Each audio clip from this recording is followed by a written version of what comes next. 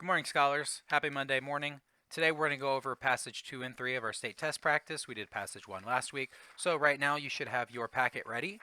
We're going to start with passage 2. We're going to do the multiple choice questions, numbers 1 through 8. In the end, we're going to talk about what our essay is going to look like for tomorrow and review what the rest of this week should look like.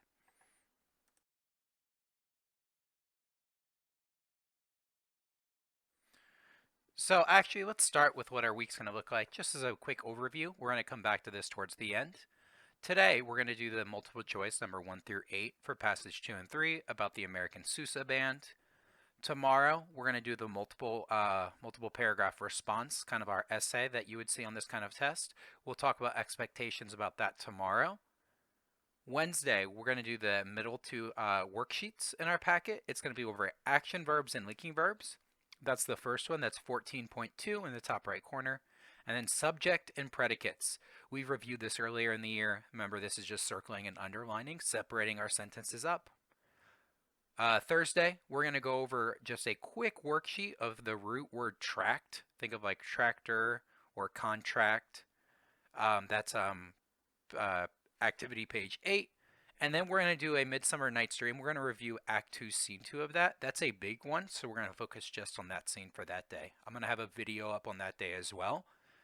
And then on Friday, all you're going to be doing is reading the very back passage in our language arts portion. It's called One Boy's Experience. It's about reacting to a like kind of a crisis or trauma situation, how this one child reacts to it, his experience.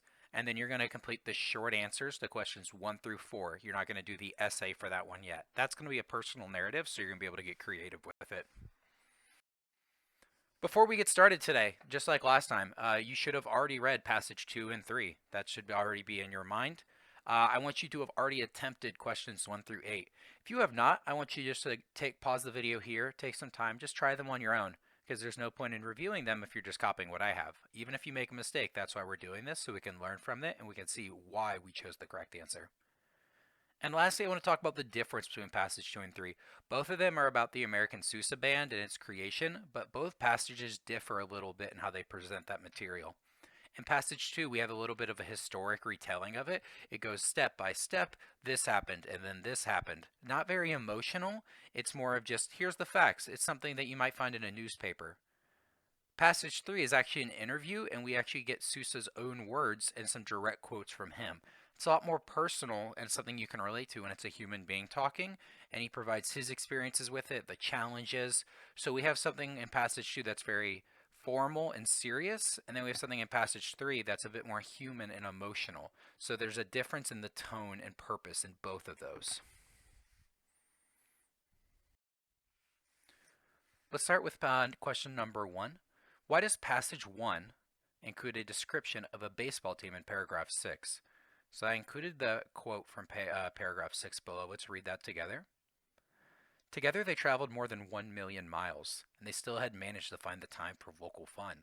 The band had its own baseball team, and Sousa was the pitcher. They played against local baseball teams and those of rival bands. Sousa even wrote a march song about baseball called The National Game. So what's the purpose? Why would this passage even bother to include a description of a baseball team? Let's look at our answers, because that's going to be our biggest hint. A, to explain how Sousa wrote his most popular marches. It tells us how he came up with the idea for one of his marches, but it doesn't explain how he came up with his most popular ones. So personally, I would already cross out A, because they don't give us anything about his most popular ones. B, to show that Sousa was talented in other areas besides music. I don't feel comfortable crossing that one off yet. I am going to underline it though as a potential one, because it does talk about how he is talented in baseball. But they don't say if he's super good at it, if he's qualified, if he's the greatest baseball player in the world. They just say that they had a team and he was the pitcher. So apparently he had to be decent enough to be the pitcher. C, to show that the Sousa Band made time for fun when not working. Let's underline that, because this seems like just something they did for fun. They're a band that travels around the country, but they still had a team and they still played some sports. D, to explain how the Sousa Band spread American culture to the world. We always consider baseball as one of the most American activities. So if he's going around with other people and teaching them how to play baseball, he's spreading American culture. But let's look back at the passage. They played against local baseball teams. They're not saying he's going to Australia, he's not going to Europe or Russia, and he's not teaching them how to play baseball. It's local baseball teams. So I feel comfortable crossing out D because it doesn't talk about the culture. So between B and C, is it that they included it to show he was talented in other areas? Think, do they show his talent anywhere in here? They talk about how great of a player he was? Or does it show that they made time for fun when not looking? Well, let's read that first paragraph again. Together, they traveled more than 1 million miles, and they still managed to find time for other fun. We already see the phrase other fun in there. This is an activity that they did for fun, not for to show off and not to spread culture. So you should have circled C.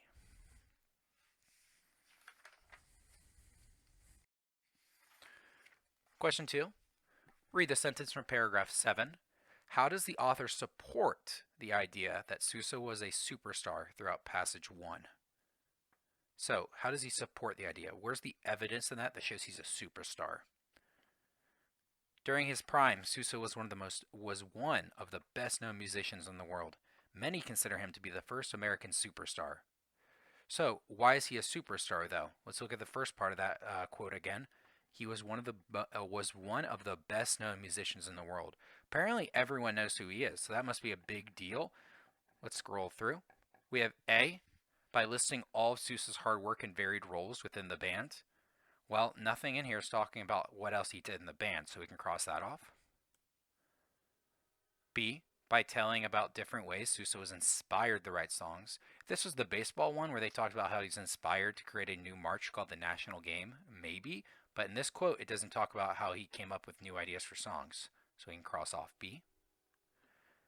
C, by describing his long career and worldwide travels with the band. I like the phrase worldwide in here. And if we look back, we see Sousa was one of the best known musicians in the world. So I'm feeling really good about that one. And then D, by including details about how Sousa created an entirely new kind of band. I don't see anything in here that talks about his new kind of band. That would be more paragraph 1 in passage 1. So you should have C circled. We have our evidence connecting it right here. Worldwide, best known musicians in the world. People knew him not just in America, but in other countries as well. 3. What excerpt from passage 1 supports the answer in number 2? So let's look back at number 2. We said that it described his long career and worldwide travels in the world. We circled C for number 2. Which of these quotes supports that, though? Which of these quotes shows that he was popular around the world and like a superstar? A. Then he combined all the things he liked about each type to form his new band, the Sousa Band. That doesn't talk about his fame or renown. We're going to get rid of A. B. Year after year, they played for sold-out crowds all over America and later all around the world. So at first, you're just going to see all over America, which that's important. It's all over America. He's pretty popular in our country. And later, all over the world. So I feel really good about B. Let's keep it. C. Because the band was made up of different combinations of instruments, Sousa had to adapt the written music for each song to the musician in his band. So he had to come up with entirely new sheet music and entirely new ways to play a lot of this music because he had a unique combination of instruments. It's not like a typical orchestra or band where they have a set number of each instrument and they have specific parts. Think of this like in a play where they had to recast everything and they had to mix everything up. That's really impressive that he had to rewrite all this music, but it doesn't talk about his fame. And then D, Sousa even wrote a march song about baseball called the National Game. So if we actually picked a different answer, such as how he came up with inspiration, D would make more sense. But remember, that quote showed that he had a long career and worldwide fame. So we cannot pick D for number 3. Means all we have left is B. Number 4. What sentence from passage 1 develops the idea that Sousa supported the band outside of his musical role? A.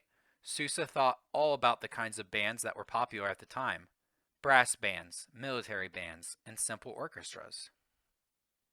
So does that talk about his role outside of the band, though? Shows him thinking about other bands, but not about his actual role in the band. Remember, a role is like a job that he has. So we know his one job is to be the conductor. He's in charge of the band, but what other things does he have to do? B. It took a few months for the Sousa band to get rolling, but once it did, the band stayed popular for almost 40 years. Does that talk about his jobs, though? No, it talks about their fame and how long it takes. So we can get rid of B. C. Because the band was made up of a unique combination of instruments, Sousa had to adapt the written music for each song to the musicians in the band. We just talked about that. That's an impressive skill. He had to change the music for each player and each instrument. So let's keep that for now. But look back at the question. There's a specific part I'm going to highlight. What sentence shows the idea that Sousa supported the band outside of his musical role? So his musical role in the band was a conductor. In C, they're talking about his musical role. That's changing up the music. But what are some things outside of the music he had to do? So that would be things like basic work, planning, cleaning. Obviously, he's not going to be washing all the toilets, but he's going to be working on other things, not just the music. D, Sousa also helped make managerial decisions. Look at managerial. Look at that first part of the word. We know that, manager. It's like someone in charge. So if he made managerial decisions, he's making decisions like someone in charge, including the design of the band's uniform and which towns they would visit on tour. Think of this like a producer, like someone, a musician's going on tour. They need to pick, okay, what towns do we have a lot of fans in? Which towns are we going to go to that they would come to our concert? What kind of uniform are we going to be playing on, wearing on stage? What am I going to look like? Are we going to sell merchandise at tables, T-shirts, CDs? So he's making decisions outside of the music. So D is a prime example. Remember, C's trying to trick you up. They're trying to show that how he helps support the band in his musical role, but in D, they're talking about managerial decisions outside of his musical role. 5. This is the big one. What is the central idea of passage 1? What's the central idea? What's the whole reason of it? What are they trying to teach us? So, what's the main idea? We have A. The Sousa band made patriotism popular. Patriotism is when you have love for your country. If you've ever heard someone described as a patriot, it's someone who loves their country. Think about on the 4th of July, everyone likes to go to parades. We like to blow up fireworks, things like that. But anywhere in the passage, it doesn't talk about how everyone became really big patriots. If anything, eventually he got popular in other countries. So we're not just celebrating America. B, the Sousa band brought military music to ordinary people. It wasn't strictly military music, though, remember. The band changed. He combined parts of an orchestra, he combined parts of a brass band, he combined parts of military bands. So it's not just military bands. So I think for sure we can cross out B. C. John Philip Sousa was an important part of the Sousa band. Sounds like they spent a lot of time talking about this man and how he created the band, how he was in charge of the band in a musical role, and what he did outside, like planning a baseball team, planning their concert tours. I think that's a really important one. He was an important part of the band. And D, his creativity produced a band of lasting popularity. At the end, they talk about how long the band survived, but I don't think that's the main idea. Sure, the band was popular for 40 years, but is that the central idea? Is the big takeaway of is this man created a long-lasting band, or it was he was an important part of that band?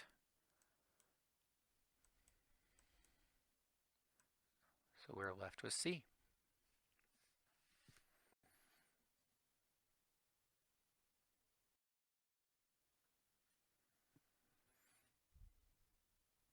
Number 6 asks us to look back at number 5.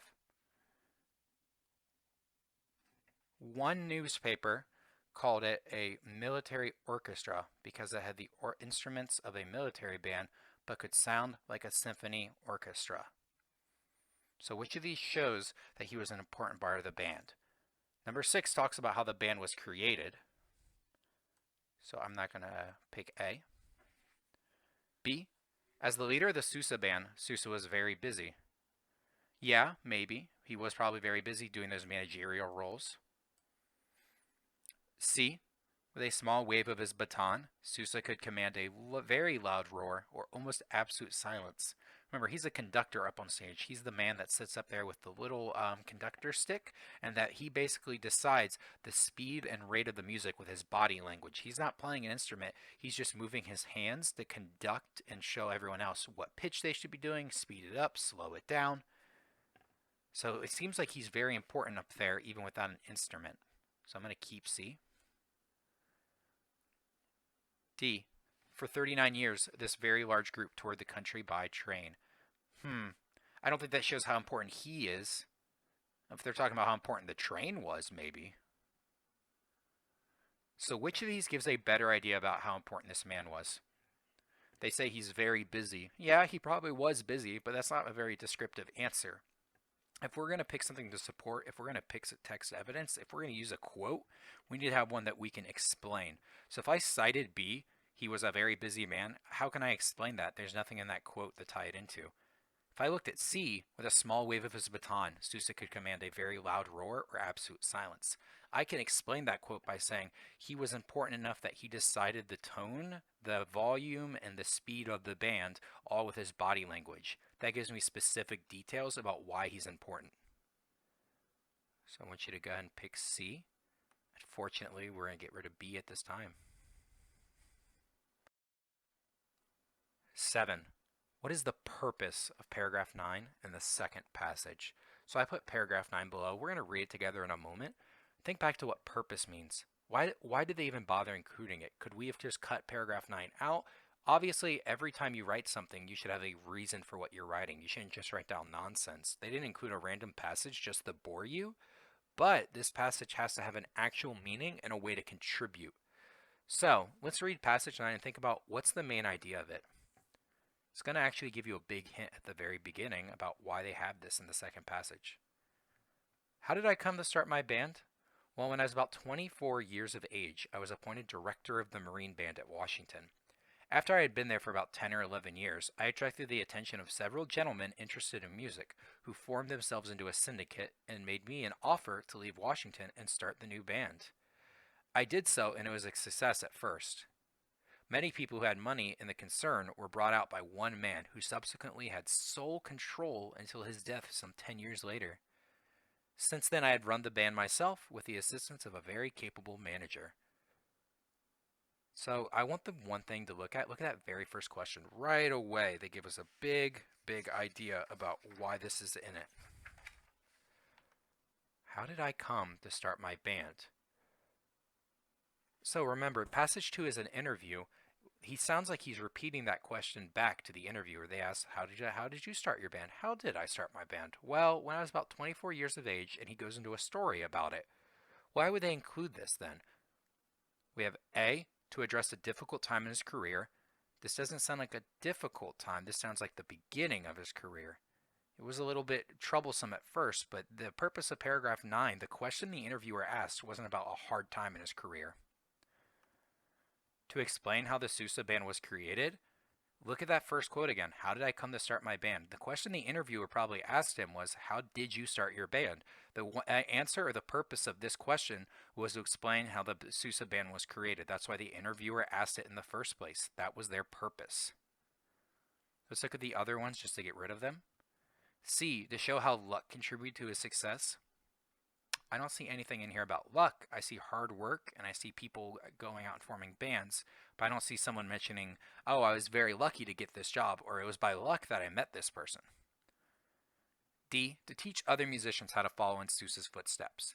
Now, maybe that could be the very first or very last paragraph in the second passage if the interviewer asked him something like, what advice would you have for musicians? But it does not. They're asking him how they started his band.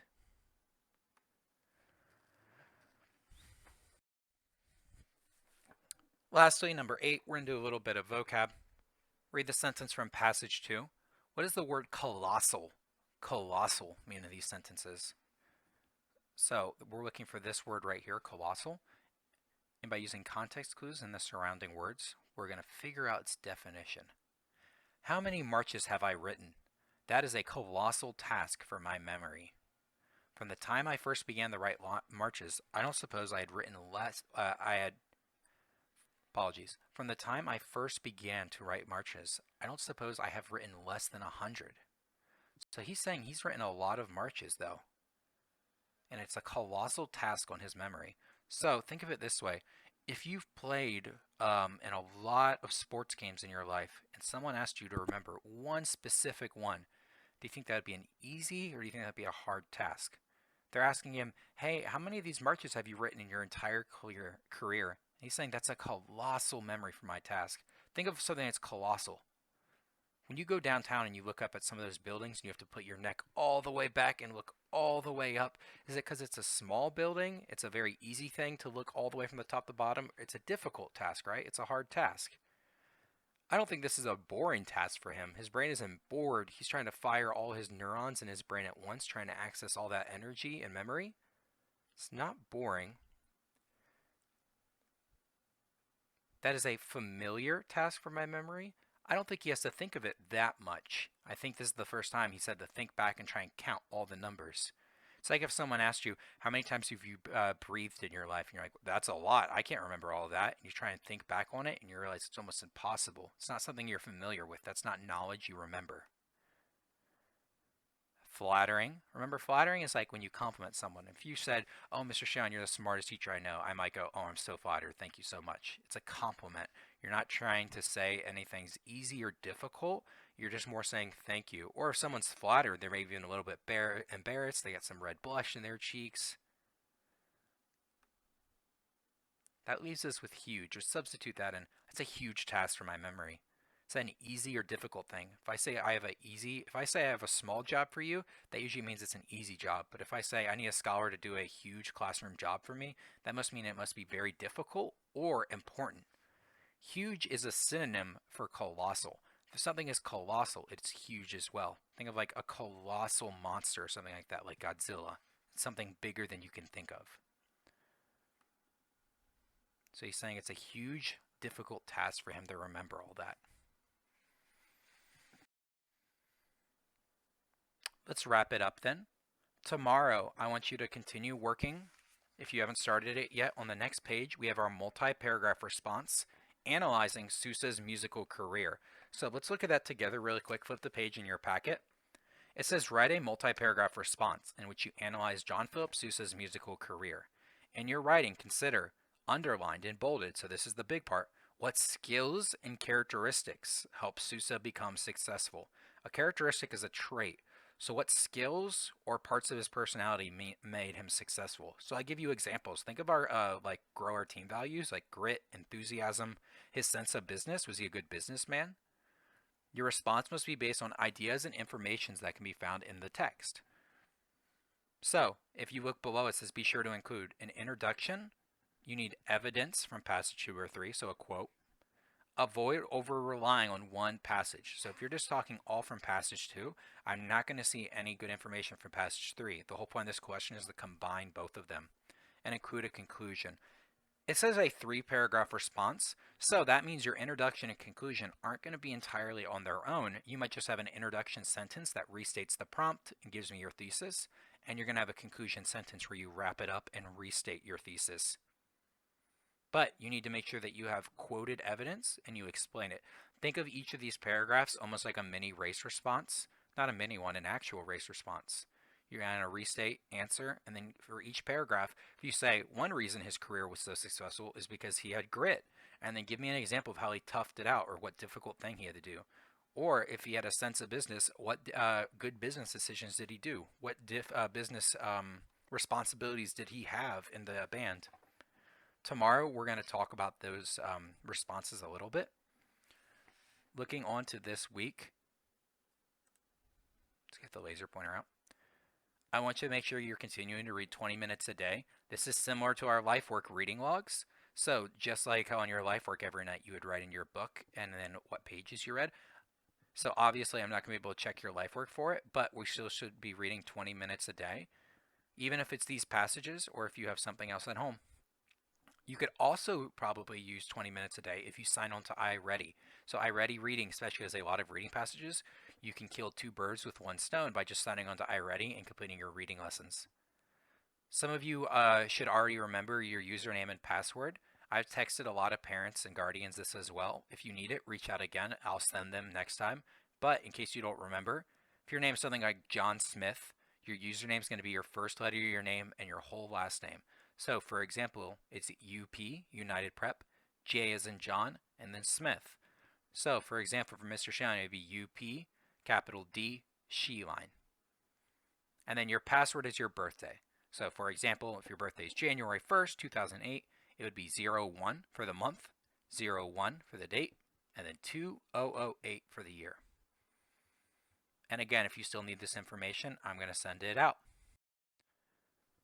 That's going to wrap up Monday. Tomorrow when we check in, we're going to do passage 2 and passage 3, multi-paragraph responses. I'm going to talk a little bit about expectations and how you should be breaking these up. And then on Wednesday, we're going to have action verbs and linking verbs and subject and predicates. That's the next 2 activity pages in your packet. Thursday, the next video is going to go up. We're going to have our root word tract, and then we're going to do a Midsummer Night's Dream. We're going to review Act 2, Scene 2. I might get my wife, Mrs. Sheline, to help out act that out again. And then on Friday, we're going to read One Boy's Experience, and you're just going to complete responses to the questions 1 through 4. If you'd like to move on and start your personal narrative, you may, but next Monday, we're going to go over that, do a little bit of review of what personal narratives look like, because that was all the way back in Unit 1. That was the very beginning of the year. We were all so young and baby-faced, we knew nothing about each other. But now we're accomplished writers. We're going to have a lot more experience to write a personal narrative. But in the meantime, stay safe. Reach out if you need any help. And I will see you guys later. Have a good day.